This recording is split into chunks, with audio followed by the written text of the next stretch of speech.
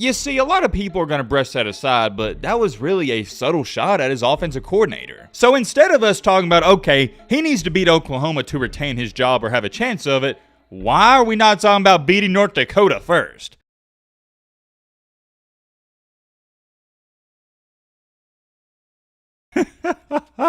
If you're a Nebraska fan, you might as well click off this video right now, because things for Scott Frost in Nebraska have already gotten much worse than when we talked about him only a couple days ago. I say we start off this video with a little fun fact. After that loss on Saturday, Scott Frost is now 15-30 at Nebraska. Remember, Bo Pelini, the guy you wanted out of there, he was fired after going 67-27. If Scott Frost does win his next 50 games in a row, he would still have a worse record than Bo Pelini did. Once again, may I remind you, you wanted Bo Pelini out of there. This is a great and prime example that the grass isn't always greener on the other side. We have a lot of drama and mess we gotta talk about in this video, but overall, one of the main things I gotta bring up, and I can't believe nobody else is talking about this, Scott Frost is trying to blame his coordinators. When is this guy going to grow up? When is he going to take responsibility? I don't know. You let me know. Look, I get it. Nebraska is nowhere even close to being a powerhouse or even an average college football team, but they're one of the most interesting teams to talk about right now, at least in my humble opinion. You got to give credit where it's due. They have one of the strongest fan bases out there, and I feel bad for them. I genuinely feel bad for them because they show up and they support their team.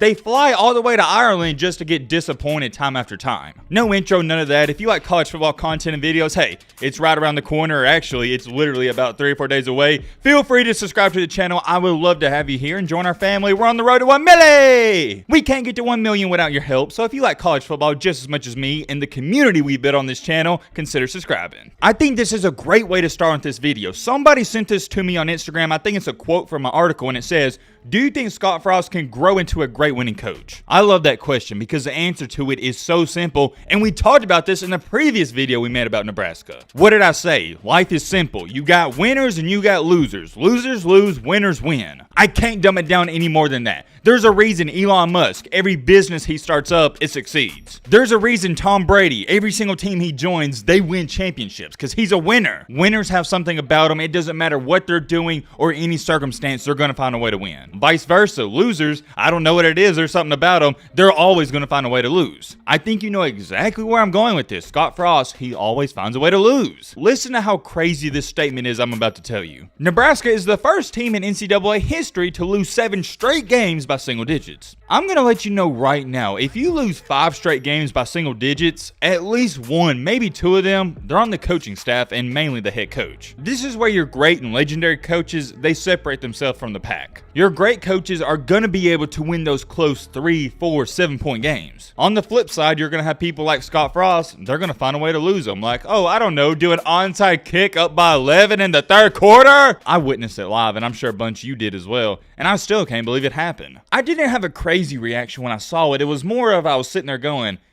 why did he do that? Let's get into the juicy stuff, because it looks like, and a lot of people are trying to state and claim, and I'll show you what this article wrote right here, Scott Frost, he threw some shade at his coaching staff. I can't even believe Scott Frost had the nerve to say this, but here's what he stated about his offensive coordinator. I think we're going to have to learn as an offensive staff that you got to be a little creative in this league. We have some things we can work on. You see, a lot of people are going to brush that aside, but that was really a subtle shot at his offensive coordinator. I'm not dumb, and many other people, they caught this as well. It's funny to me how he said we got to be a little more creative when I think you was too creative by doing an onside kick up by 11. What kind of play calling is that? Actually, I know what kind of play calling is. That was something I would do on NCAA 2013 or 2014. That is something you do on Madden. That is something you do on a video game, not real life. Here's where things get weird, and honestly, they just get worse for all the Nebraska fans. You're stuck with Frost whether you like it or not up until at least October 1st. I know what you're sitting there saying, yo Matt, why October 1st? Why does that matter? And that's because his buyout will go from $15 million to $7.5 million. And that is a big difference because you don't just want to fire him right now and then dish out that extra $7.5 million. So if you are going to fire him, you want to at least wait until after October 1st, and that's just common sense. Most people think he's going to be fired and there's no question about it.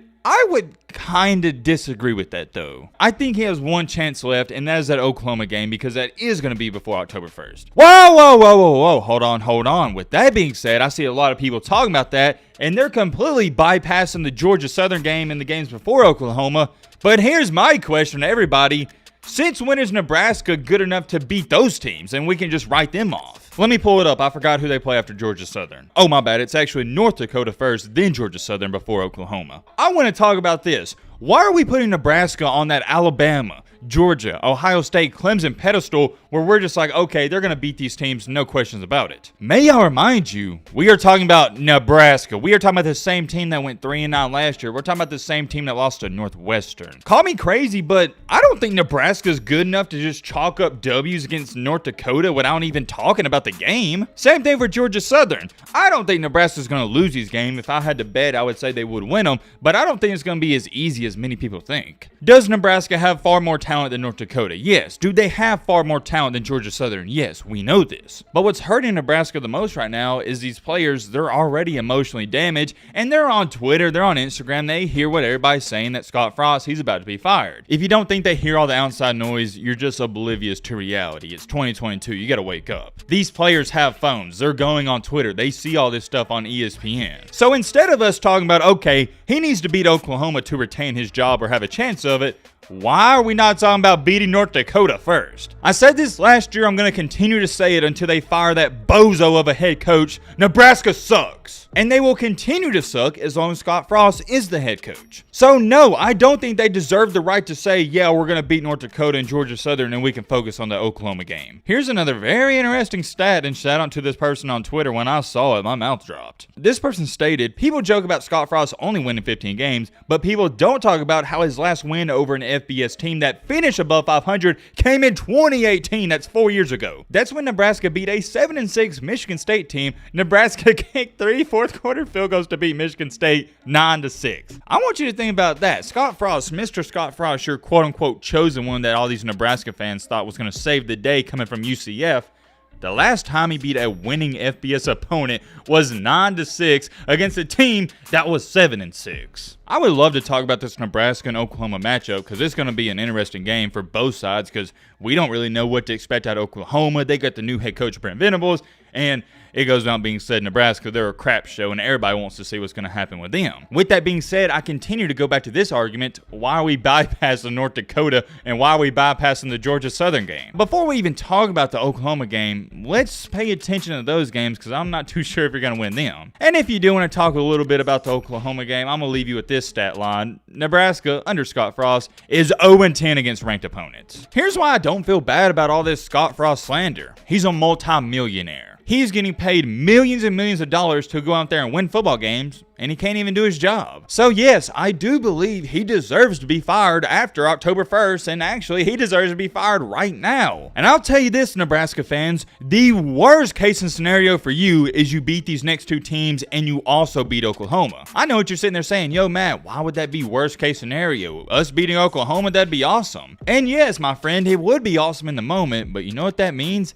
You might keep your head coach. And that's not what you want to do. We saw the same thing happen with Auburn and Gus Malzahn. Auburn continued to give Gus Malzahn chances because every 1 out of 3 years he would beat Nick Saban in Alabama. But deep down, everybody knew Gus Malzahn wasn't good enough to win all these championships. You just couldn't make a case to fire him because he would upset Bama here and there. There's so many things to talk about with Scott Frost right now. I just wish he would not blame his coaching staff and he'd come up to the podium and say, hey, I messed up. All this is on me, nobody else. One of the most honorable things you can do as a man in anything in life is take responsibility for your actions. And as a college football head coach, if you lose, the L is on you. But if you win, the win is on the players and the rest of the staff. That's how it goes. You're not going to get credit for a lot of wins, but you're going to get credit for the losses, and that is how it should be. I am very curious. Let me know your thoughts down below. We might post another college football later tonight. Haven't decided, but road to 1 million!